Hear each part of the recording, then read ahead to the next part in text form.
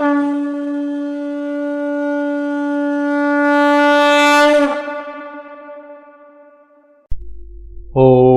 নমো ভগবতে বাসুদেবায়। স্বামী প্রজ্ঞাদাস কাঠিয়া বাবাজি রচিত গীতা চিরন্তন থেকে দশম অধ্যায় বিভূতি যোগের পরবর্তী অংশ। 3 রকমের তর্ক আছে, বাদ, বিতণ্ডা ও জল্প।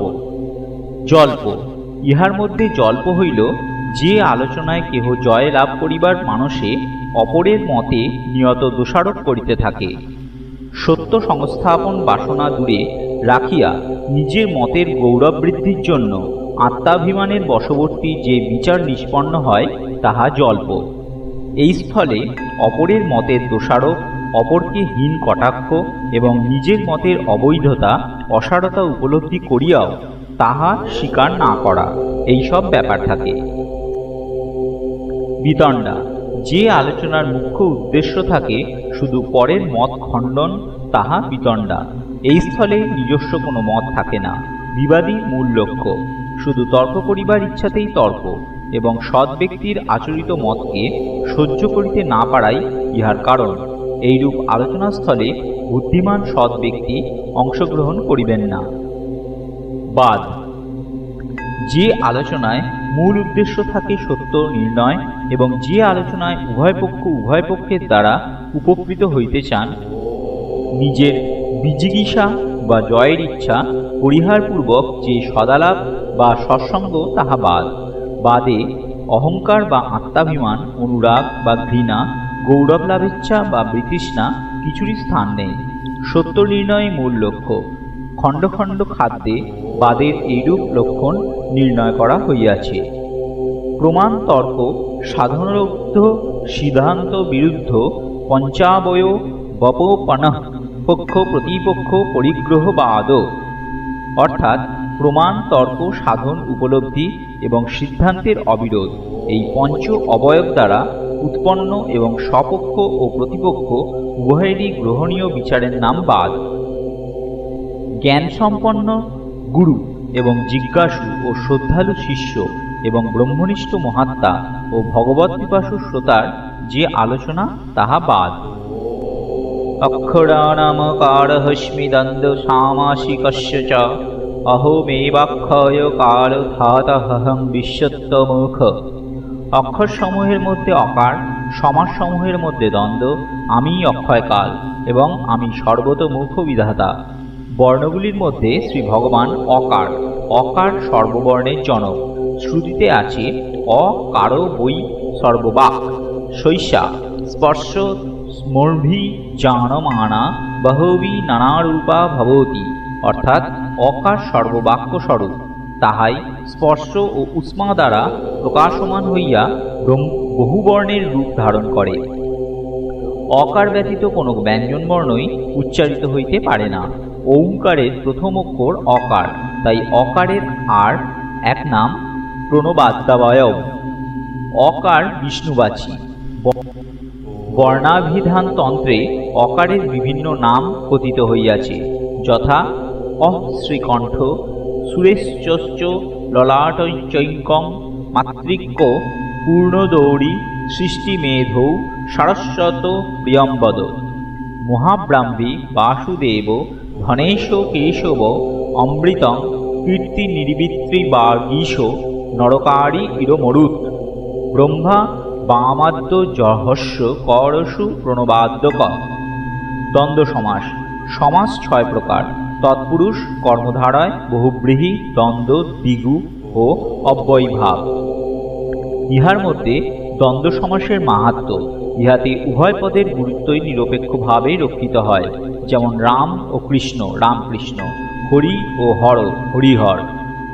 সাধারণত বহুপদের একপদী ভাবকে সমাস বলে। অন্যান্য সমাসে সমাসবদ্ধ বাক্যের প্রথম পদ বা পরপদের প্রাধান্য থাকে, কিন্তু দ্বন্দ্ব সমাসে উভয় পদের সম্মান রক্ষিত হয়। পাণিনির সূত্রটি হইল চার্থে দ্বন্দ্ব, চ অর্থে দ্বন্দ্ব। মহোপাধ্যায় শ্রী ভট্টজি এই সূত্র সম্বন্ধে লিখিয়াছেন, অনেকং সুবন্তং চার্থে বর্তমানং বা সমস্যতে সদ্বন্দ্ব। অক্ষয়কাল। শ্রী ভগবান অক্ষয়কাল। এই কালের কোনো বিভাগ নাই, বিভাগের সঙ্গে সম্বন্ধও নাই। অতীত, বর্তমান, ভবিষ্যৎ সমস্ত মিলিয়া যে অবিভাজ্য অখণ্ডিত কাল, তাহাই অক্ষয়কাল। পূর্বে যে কালঃ কলয়া তামাহম বলিয়াছেন, সেখানে তিনি নিজেকে গণনাকারী রূপে পরিচিত করিয়াছেন। এখানে তিনি বিভাগ সম্পর্ক শূন্য অপরিমেয় কালরূপে নিজেকে নির্দেশ করিতেছেন। ধাতা অর্থাৎ তিনি কর্মফল বিধাতা। বিশ্বত মুখ শব্দের অর্থ বিশ্বের সর্বত্র তাহার মুখ বিস্তৃত। ইহার ভাবার্থ বিশ্বের সর্বত্র তাহার দৃষ্টি আছে, সবকিছু তিনি দেখেন। তাহার চক্ষুকে কেহ ফাঁকি দিতে পারে না। বিশ্বের ক্ষুদ্রাতি ক্ষুদ্র, তুচ্ছাতি তুচ্ছ সকলের প্রতি তাহার সমান দরদ, সমান ভালোবাসা আছে। আমরা যে যেখান হইতেই তাহাকে ডাকি, সেখানেই তিনি পূর্ণরূপে প্রকাশিত হইতে পারেন। আমরা যে যত পাপী হই, তাহার কোলে আমাদের সকলের স্থান থাকে। বিশ্বে অসংখ্য জীব আছে, সকলের তিনি পালক। আমার অস্তিত্ব নগণ্য, আমি তুচ্ছাতি তুচ্ছ, তবুও আমার সকল খবরই তাহার কাছে আছে। আমার এক ফোঁটা চোখের জলও ব্যর্থ যায় না, তিনি আমাকে ভুলিয়া থাকতে পারেন না। মৃত্যু সর্বহরাশ্চাহ মুদ্ভবশ্চ ভবিষ্যাদাং কীর্তি শ্রীবাক্চ নারীণাং স্মৃতি মের্ধ ধীর্তি ক্ষমা। আমি সর্বসংহারকারী মৃত্যু ও ভবিষ্যতের উদ্ভবের কারণ। নারীগণের মধ্যে কীর্তি, শ্রী, বাক, স্মৃতি, মেধা, ধৃতি ও ক্ষমা। মৃত্যু তিনি, মরণ সময় তিনি আমাদের সম্মুখে থাকিবেন। জীবন যেন প্রভুর এক স্তন্যপান। মৃত্যুর পরবর্তী জীবনেও প্রভুকে পাইব আপনার করিয়া, ইহার প্রভুর আর এক স্তন্যপান। তাই মৃত্যু কোনো ভয়ের নয়, বরং ইহা প্রভু মিলনের আনন্দ উৎসব। দেহে থাকিতে দেহের সীমাবদ্ধতার জন্য আমরা প্রভুকে পূর্ণরূপ পাই না। দেহের বন্ধন ছুটিয়া গেলে আর কোনো বাধা থাকে না। সৎকর্মময় নিষ্কাম জীবন শুধুই তাহার প্রতীক্ষা। মৃত্যুকে সর্বহর বলা হইয়াছে। ইহা ভক্তের সর্ববিধ দুঃখ হরণ করে। আর যাহারা সংসারে আসক্ত, তাহাদের সাংসারিক প্রিয় বিষয় সকল হরণ করে। উদ্ভবশ্চ ভবিষ্যাদাং, তিনি মৃত্যুর পর কর্মবদ্ধ জীবকে পুনর্জন্ম দান করেন। তিনি ভবিষ্যতের উদ্ভবের কারণ। নূতন জন্ম দিয়া জীবকে সংশোধনের সুযোগ দেন। যাহারা সংসার আসক্ত, তাহাদের আবার সংসার ভোগের সুযোগ দেন। পূর্বজন্মের খারাপ কর্মসমূহ যাহা অবশেষ রহিয়া যায়, সেই কর্মফল ভোগের ব্যবস্থাও তিনি করেন। কীর্তি, শ্রী, বাক, স্মৃতি, মেধা, ধৃতি এবং ক্ষমা, নারীদের এই গুণবলিতে শ্রী ভগবান বিরাজ করেন। কীর্তি ধার্মিকতা ইত্যাদি সদ্গুণের প্রাচুর্য হেতু নানাদিক দেশব্যাপিনী খ্যাতি। শ্রী বিভিন্ন সদ্গুণাদি হৃদয়ের ভূষণকে শ্রী বলে। দৈহিক দ্বিতীয় শ্রী পদবাচ্য। বাক বাক্য প্রয়োগে মৃদুতা। যে বাণী সকলের অন্তরে শান্তিদান করে, তাহা বাক পদবাচ্যা। স্মৃতি অচপলতা হেতু পূর্বশ্রুত বা অধীত বিষয়ের স্মরণশক্তি। মেধা অধীত শাস্ত্রাদির অর্থ ধারণ শক্তি।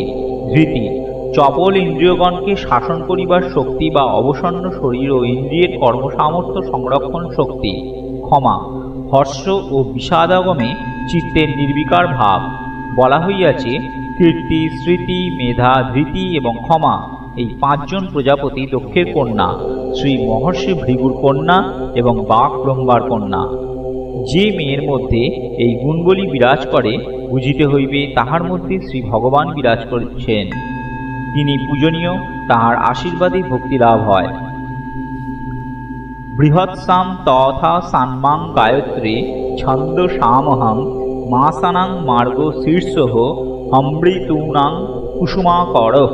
এইরূপ আমি সাম সকলের গানযোগ্য শ্রুতিসমূহের মধ্যে বৃহৎসাম, ছন্দসমূহের মধ্যে গায়ত্রী, আমি মাস সকলের মধ্যে অগ্রহায়ণ ও ঋতু সকলের মধ্যে বসন্ত। বৃহৎসাম পূর্বে শ্রী ভগবান বলিয়াছেন, বেদসমূহের মধ্যে তিনি সামবেদ। অধুনা বলিতেছেন, সামসমূহের মধ্যে তিনি বৃহৎসাম। সেই বৃহৎসাম এই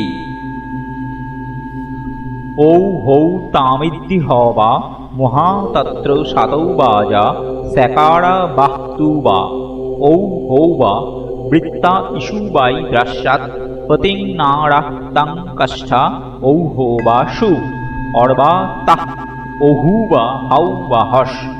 ইহার ভাবার্থ, হে ইন্দ্র, যখন আমরা অন্ন উপার্জনে পবিত্র থাকি তখন তাহা লাভের জন্য তোমাকেই আহ্বান করি। যখন শত্রুবেষ্টিত বিপন্ন হইয়া পড়ি তখন সাধুগণেরও রক্ষাকর্তা বলিয়া তোমাকেই আহ্বান করি। যখন সেনাসমূহে পরিবৃত হইয়া রণপ্রয়াণ করি তখন তোমাকেই সর্বনেত্রীরূপে স্থির জানিয়া আহ্বান করি। এখানে উল্লেখযোগ্য যে বেদে বিভিন্ন জায়গায় ইন্দ্র ও পরব্রহ্মকে সমার্থে ব্যবহার করা হইয়াছে, ইহা পরমেশ্বরের বিশেষ স্তুতি, তাই শ্রেষ্ঠ।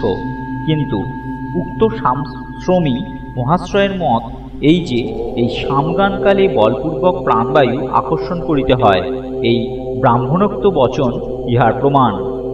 হৌশিষি বৃহৎ প্রাণ উজ্জয়ৎ ঋক্সক্ষর আরূঢ় সামসমূহ স্বরসংযোগে গান করিতে হয়।